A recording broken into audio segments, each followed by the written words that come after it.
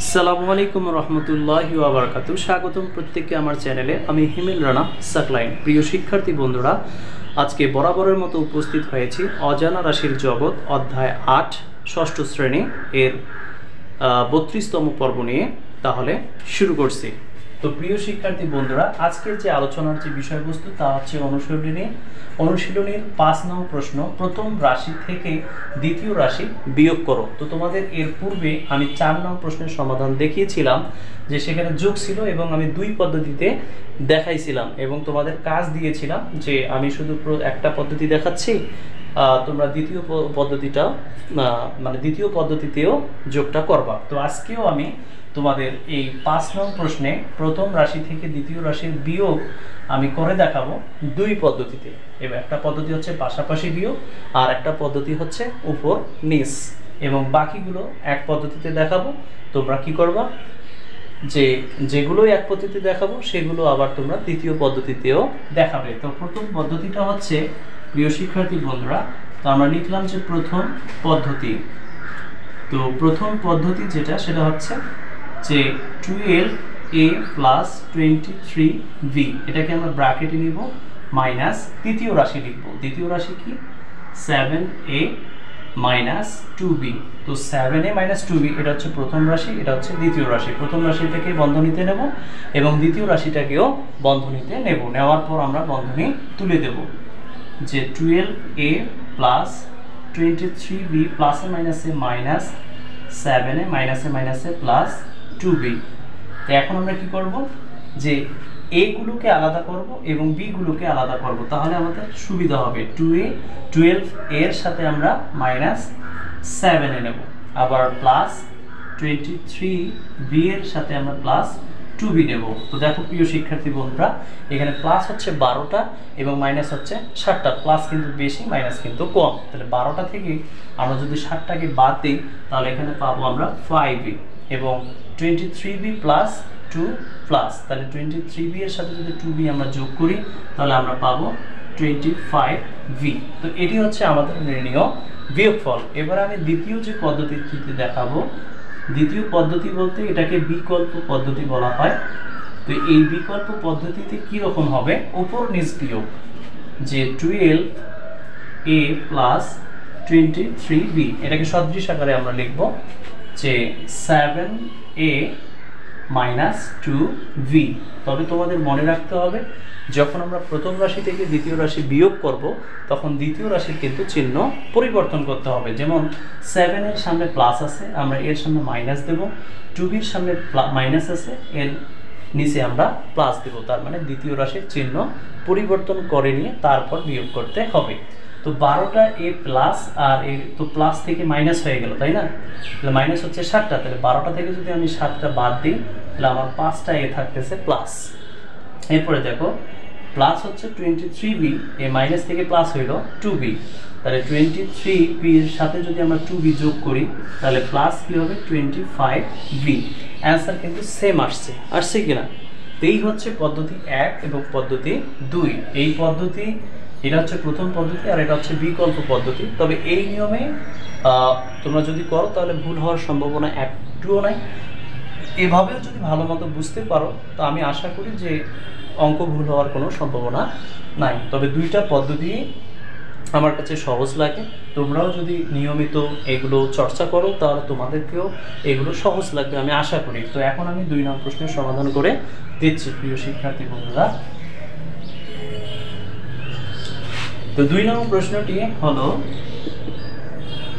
4x minus 5y 6x plus 7y। এটা কিন্তু সদৃশ পদ করাই আছে।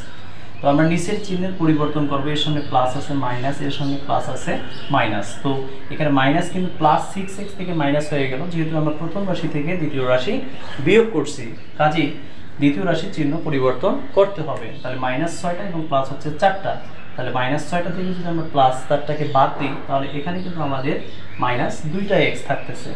আবার এটা প্লাস থেকে মাইনাস হচ্ছে মাইনাস 7y এবং মাইনাস 5y, তাহলে 7 5 কত হচ্ছে, মাইনাস 12y হচ্ছে। এটাই হচ্ছে 2 নং প্রশ্নের সমাধান।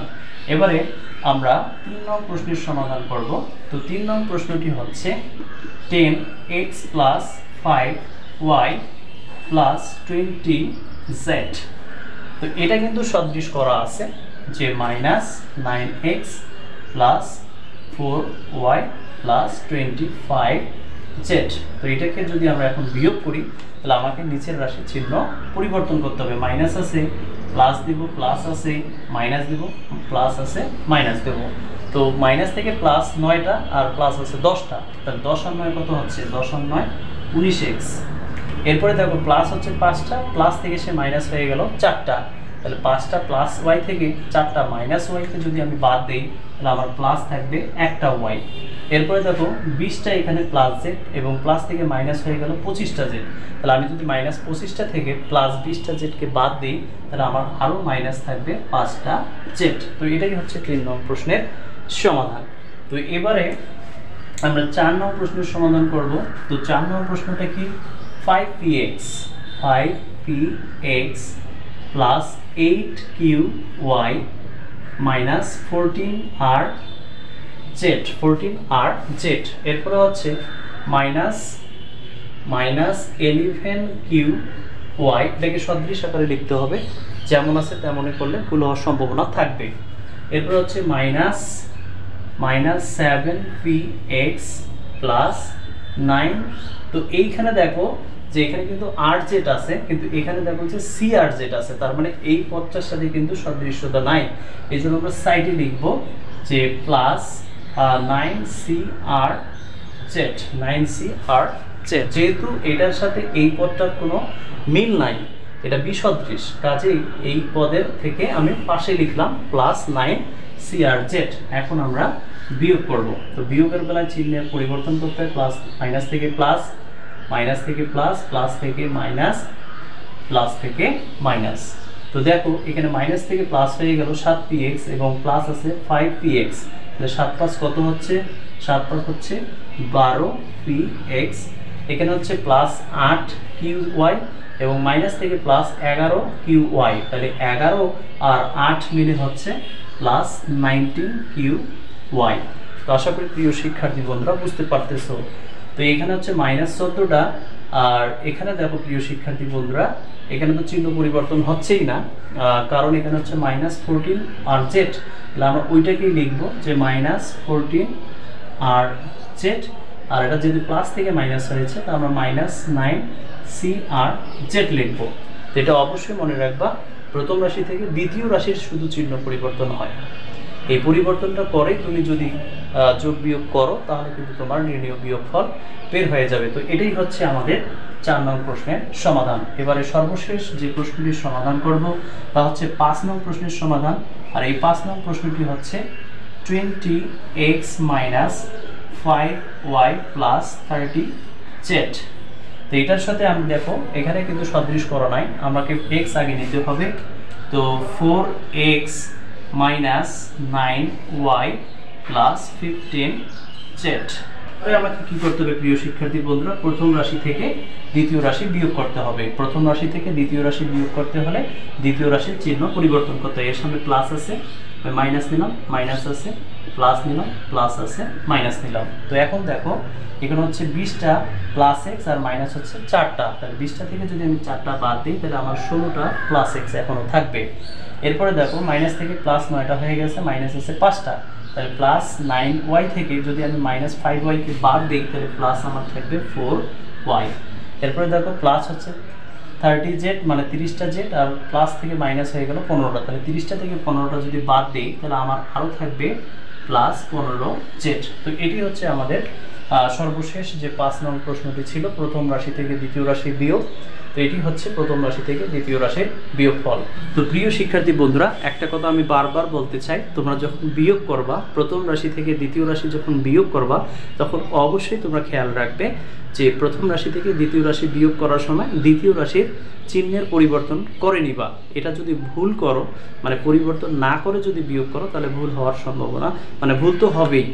তা আমি চাই যাতে তোমরা ভুল না শেখো, সঠিকভাবে যেন শিখতে পারো, সেটার জন্য আমি তোমাদের অবশ্যই বলবো আমার চ্যানেলের ভিডিওগুলো যদি তোমাদের ভালো লাগে, যদি এটা থেকে তোমরা উপকৃত হও, তাহলে অবশ্যই আমার চ্যানেলে সাবস্ক্রাইব করবে এবং পাশে থাকা বেল আইকনটি বাজিয়ে দেবে এবং বন্ধুদের মাঝে শেয়ার করে দেবে। তো ভালো থাকবে, সুস্থ থাকবে, দেখা হবে পরবর্তী ক্লাসে। আসসালামু আলাইকুম ওয়া রাহমাতুল্লাহি ওয়া বারাকাতুহু।